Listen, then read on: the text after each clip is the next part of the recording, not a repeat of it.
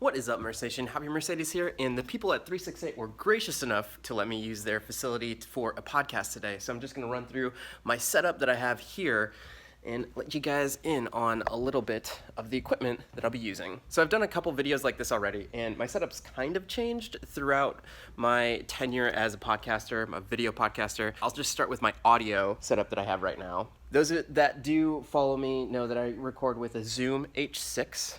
And then I use a backup to go into my Zoom H4n. There is a update to this kind of recorder, but this is just the one that I have left over. The biggest piece of advice that I always try and say, though, is to run a backup from your main recorder to some other external device. In this case, this is going out of my line out into my Zoom H4n, and this gets the signal split from my Zoom H6. So here I am splitting it left and right. I have a whole video on this setup, so I won't go too into detail about that, but if you don't have a external recorder available, then just run a line from your recorder to another camera, the in on the camera, or you could put your cell phone on the table and just hit voice memos. Do not get stuck with your main recorder going down. That's the worst thing that can happen during a podcast. Moving on. I use Bose just to check my signal before the podcast starts, but as the podcast is going, I don't really like to wear headphones. I do use a cloud lifter. These were here at 368. I actually use a cloud lifter that's the dual setup, but it's the same thing.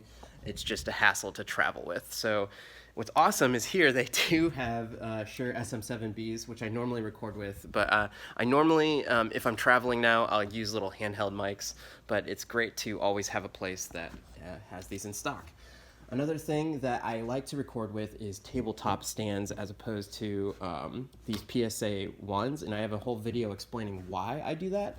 But if you do need to use these, the trick is to, let me see if I can.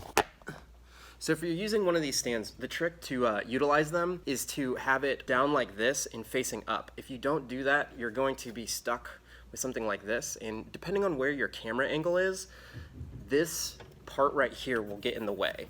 And I have a very thorough explanation as to why I like to use tabletop stands as opposed to these PSA ones just for podcasting. Now, don't get me wrong, I love using boom arms for when I'm at my desk and doing my voiceovers and things like that. But for this, if you are utilizing this kind of setup, tilt it and put it this way.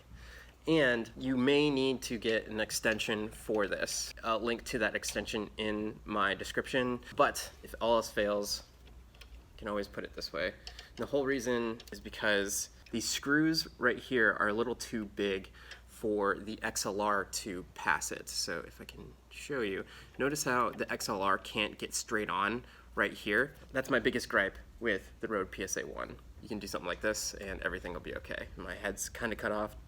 Don't care, just doing a really quick run through. In terms of lighting, right now it's Cyber Monday, and on B&H, this thing is on sale like $300 off, and actually getting to use it in person now, I might actually get one of them. I don't even know if you can see it, but it's the Aperture 120D with the light dome.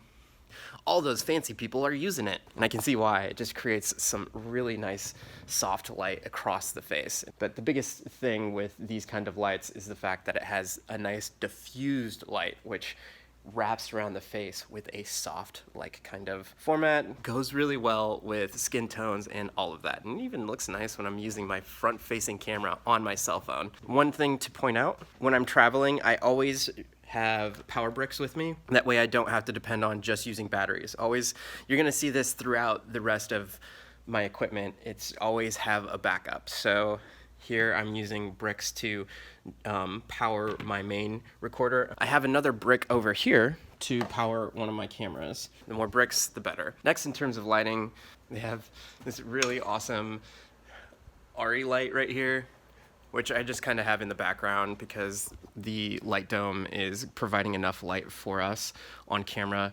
That's just kind of to light up the background. And then over here in their basement, they have this really cool top-down shot rig for when you're doing, I don't know, I want to say unboxings and other things like that. But it just kind of looks cool to turn it on in the background because it has all these different like diffusions and all that kind of stuff. Really cool that they have all these resources here. Next, I have a Sony a6400 pointing towards me with a 50mm 1.8, the one that has the optical steady shot on it. This is my latest purchase in my rig. The reason why I love this camera is because it can do continuous recording and it doesn't get bound by the 29 minutes and 59-second time limit, which is a big plus when you're doing podcasts and you're not bound by that, because one of the biggest things that could happen during a podcast is if somebody's talking, they're telling a really good story, and then all of a sudden your camera shuts off and you don't get any of that on camera. What stinks is that you didn't get any of it on camera. So another way to combat that is to have my master camera, the Zoom Q4N is a master shot. It's not the best camera, but I've never had a problem with that camera going out. The other thing is I have this physically tapped into power, so I know that the power is not going to go out on it, and I would say it's about the same as a GoPro. You could use a GoPro for your master shot, but I would just say have as many backups as possible. The reason I like having this on my master shot is, one, I'd never had any trouble with it going out, and two, it has both of us in frame. So say the camera on this end pulls focus weird, then I can always cut to my master shot. Now, my main camera is a Sony a7 III. The Sony a7 III does not record past 29 minutes, 59 seconds, unless you have something like a external recorder on top of it.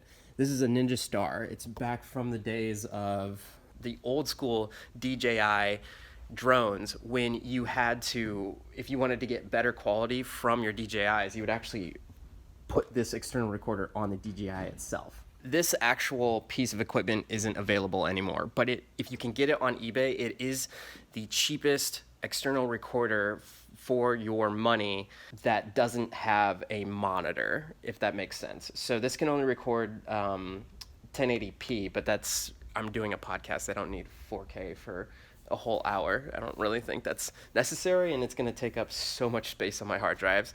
And this actually records at the ProRes codec of 422, which does take up a lot of space on my hard drive, but I'd much rather have that than having to stop a podcast and go back and hit record on both of my monitors. Another thing that I normally do is I'll have an external monitor attached to this so I can see that it's pulling focus perfectly throughout the podcast. Here, I don't really have that, but there is an app for Sony cameras where I can still utilize my cell phone as a monitor, which is huge. The other thing too is that I'll hit record on my camera, and that will only record for about the 30-minute mark. And that's just another version of doing a backup on a backup. So say something went wonky with my external recorder, at least I would have that first 30 minutes of the interview on my SD card.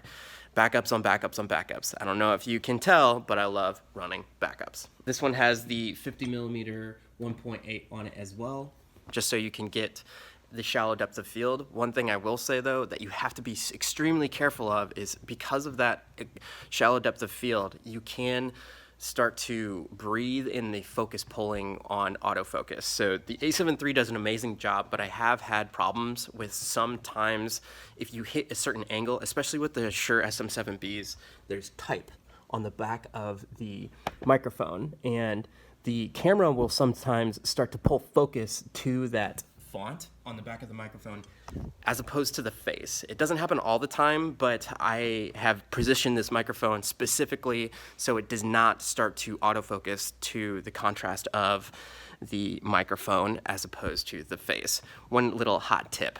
Really quick, if you like the information in this video, I'll be going way more in depth into my setup for video podcasting in a course that I'm building about video podcasting. I'm going to be teaching you everything that I've learned over the past couple years in video podcasting. With my own podcast, Passion in Progress, I've been podcasting for, at the time of this release, it would be about 80 episodes. And before that, I did the Chive podcast for about 100 episodes.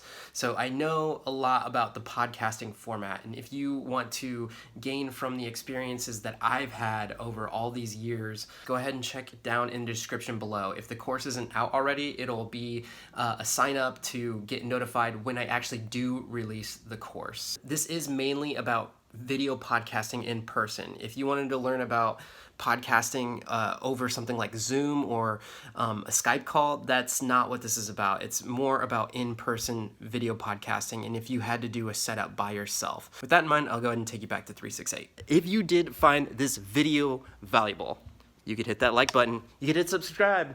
Let me know down in the comments what you guys want to see next, and what are you guys using for your video podcasting endeavors. Until next episode, I hope you're out there living a life of abundance. See you guys next time.